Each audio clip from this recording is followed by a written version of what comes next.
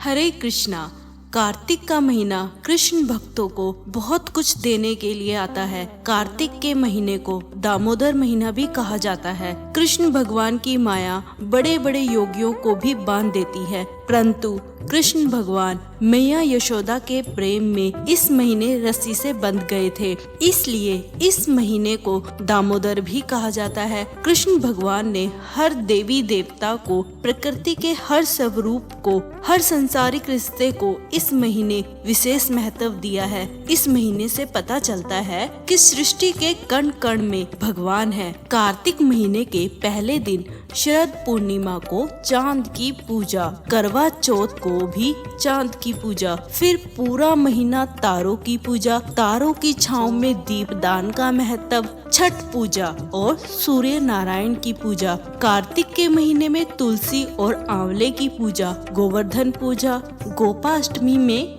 गांव और बछड़ों की पूजा, पति पत्नी के त्योहार, माँ बच्चों के त्योहार, भाई बहन का त्योहार। इस महीने सृष्टि के हर कण कण को महत्व दिया गया है। इस महीने यहाँ तक कि यमराज की भी पूजा की जाती है, जिसकी पूजा कोई नहीं करना चाहता। हमारे शास्त्र, वेद, आचार्य यही कहते हैं और समझाते हैं, सृष्टि के हर कण कण में भगवान है। परंतु ये महीना इस चीज को साबित करके दिखाता है कि सृष्टि के हर कण कण में भगवान है, क्योंकि दिखने में ये चांद, तारे, सूर्य या प्रकृति या देवी देवता है, परंतु इनमें आंतरिक शक्ति तो कृष्ण भगवान ही है। रूप अनेक पर नूर एक ही है। जो पूरा साल एकादशी व्रत नहीं करता, केवल ये एकादशी व्रत कर ले, देव उठनी एकादशी, तो उसे पूरे साल के एकादशी का फल प्राप्त होता है। चलिए, आज तुलसी और शालिग्राम जी का विवाह है और देव उठनी एकादशी भी है, तो ये बताइए देव उठनी एकादशी का व्रत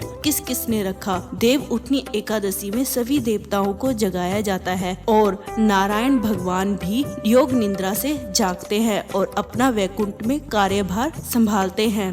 तुलसी और शालिग्राम विवाह भी किया और देव उठनी एकादशी का व्रत भी रखा। चलिए, आज मैं आपको तुलसी जी की एक छोटी सी कथा सुनाती हूँ। कार्तिक महीने में एक बुढ़िया माई तुलसी जी को सींचती और कहती, हे तुलसी माता, सत की दाता, मैं तेरा बिडला सींचती हूँ, मुझे बहू दे, पीताम्बर की धोती दे, मीठा मीठा घास दे, वैकुंठा में वास दे, चटक की चाल दे, पटक की मोत दे, चंदन का काट दे, रानी सा राज दे, दाल भात का भोजन दे, 11 की मौत दे, कृष्ण जी का कंधा दे। तब तुलसी माता ये सुनकर सूखने लगी, तो भगवान ने पूछा, हे तुलसी, तुम क्यों सूख रही हो? तुलसी माता ने कहा, एक बुढ़िया रोज आती है और यही बात कह जाती है, मैं सब बात तो पूरा कर दूंगी, लेकिन कृष्ण का कंधा कहाँ से लाऊंगी? तो भगवान बोले, जब वो मरेगी तो मैं अपने आप कंधा दे आऊंगा, तो बुढ़िया माई से कह देना। जब बुढ़िया माई मर गई, सब लोग आ गए।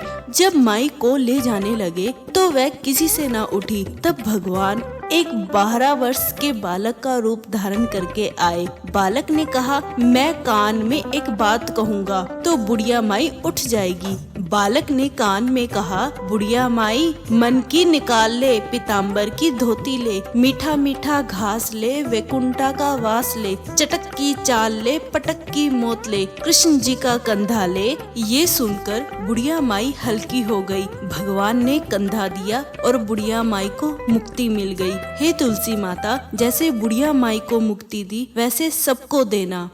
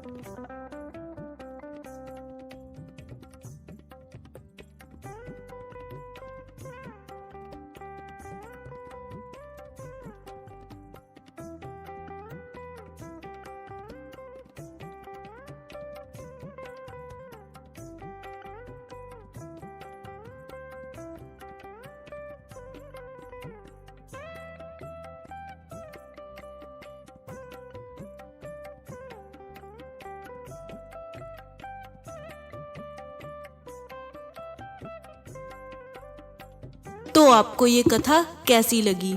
ये देखिए, मैंने कान्हा और तुलसी जी को भोग भी लगा दिया।